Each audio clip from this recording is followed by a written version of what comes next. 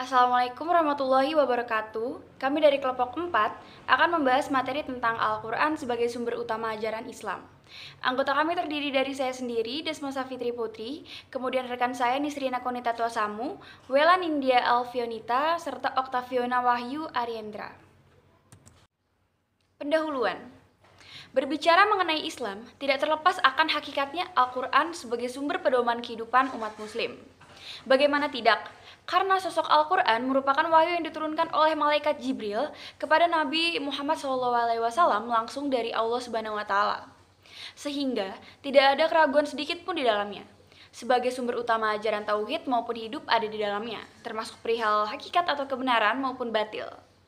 Cerita masa lampau maupun masa depan, bahkan mengenai tata cara dalam hidup di bumi, semua telah dituntun di dalam Al-Quran. Al-Quran menyajikan tingkat tertinggi dari segi kehidupan manusia, sangat mengagumkan bahkan saja bagi orang mukmin, melainkan juga bagi orang-orang kafir. Al-Quran pertama kali diturunkan pada tanggal 17 Ramadan atau Nuzulul Quran, serta wahyu yang pertama kali turun tersebut adalah surat Al-Alaq ayat 1-5. Dalil tentang hakikat Al-Quran dari hadis Nabi SAW. Kutinggalkan kepadamu dua perkara, dan kamu sekalian tidak akan sesat selama berpegang teguh kepada keduanya, yaitu Kitabullah atau Al-Quran dan Sunnah Rasulnya. Kemudian dari ayat Al-Quran, sesungguhnya kamilah yang menurunkan Al-Quran dan sesungguhnya kami benar-benar memeliharanya, pada surat Al-Hijr ayat 9. Kemudian, maka apakah mereka tidak memperhatikan Al-Quran? Kalau sekiranya Al-Quran itu bukan sisi dari Allah, tentulah mereka mendapatkan pertentangan yang banyak di dalamnya. Terdapat pada surat An-Nisa ayat 82.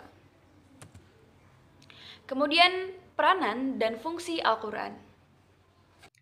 Yang pertama, Al-Quran sebagai kalamullah atau kalam Allah. Kalam atau perkataan Allah Subhanahu wa Ta'ala yang diwahyukan kepada Nabi Muhammad SAW melalui malaikat Jibril dengan lafal dan maknanya. Al-Quran sebagai kitab Allah menempati posisi sebagai sumber pertama dan utama dari seluruh ajaran Islam dan berfungsi sebagai petunjuk atau pedoman bagi umat manusia dalam mencapai kebahagiaan hidup di dunia dan akhirat.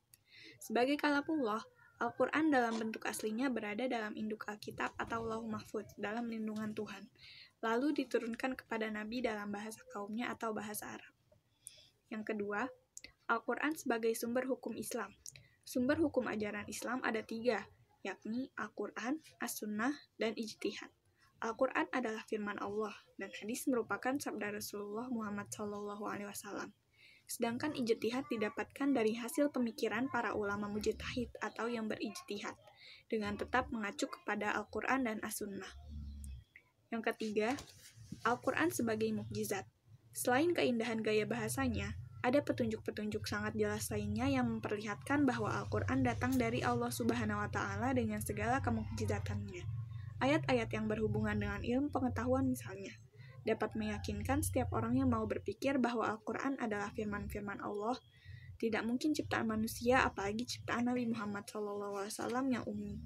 Quran surat ke-7 ayat 158, yang hidup pada awal abad ke-6 Masehi, atau 571 sampai 632 Masehi. Yang keempat, Al-Quran sebagai pedoman hidup. Sebagai pedoman hidup, Al-Quran banyak mengemukakan pokok-pokok serta prinsip-prinsip umum pengaturan hidup dalam hubungan antara manusia dengan Allah dan makhluk lainnya.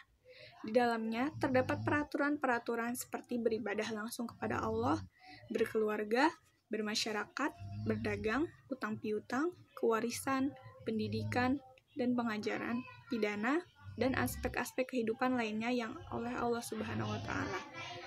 Setiap muslim diperintahkan untuk melakukan seluruh tata nilai tersebut dalam kehidupannya.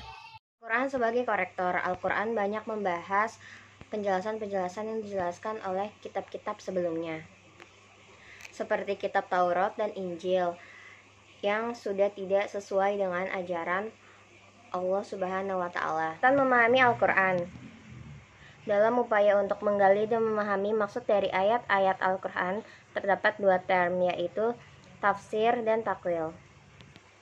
Imam Al-Alusi berpendapat, menurutnya tafsir adalah penjelasan makna Al-Quran yang zahir atau nyata, sedangkan takwil adalah penjelasan dari ulama yang memiliki arti tersirat. Ulumul Quran.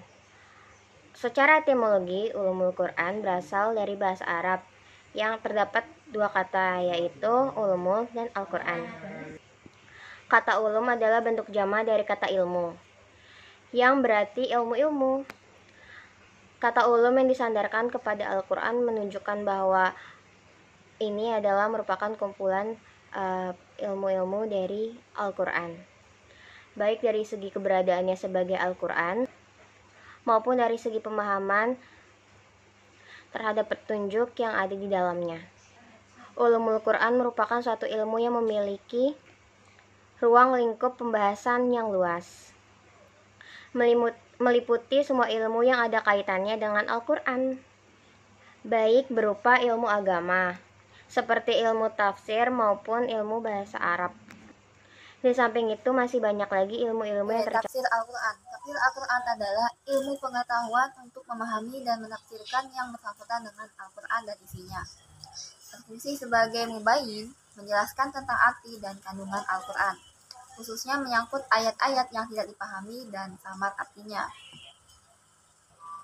Ilmu yang terkait dengan ilmu tafsir sebagai berikut. Yang pertama adalah lugat atau fitologi, yaitu ilmu untuk mengetahui setiap arti kata Al-Quran. B. Nahwu, tata bahasa. C. Syaraf, perubahan bentuk kata. Dan D. Asbabun nuzul, adalah sebuah ilmu yang menerangkan tentang latar belakang turunnya suatu ayat. Kesimpulannya adalah Al-Quran merupakan wahyu yang diturunkan oleh malaikat Jibril kepada Nabi Muhammad SAW langsung dari Allah SWT, sehingga tidak ada keraguan sedikit pun di dalamnya.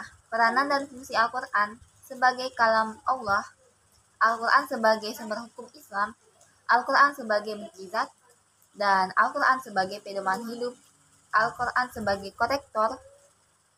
Pendekatan memahami Al-Quran, yakni tafsir dan takwil, ilmu yang terkait dengan ilmu tafsir, sebagai berikut: lugat atau fitologi, nahwu tata bahasa, syaraf perubahan bentuk kata, dan asbabun nuzul. Sekian dari presentasi kelompok kami. Assalamualaikum warahmatullahi wabarakatuh.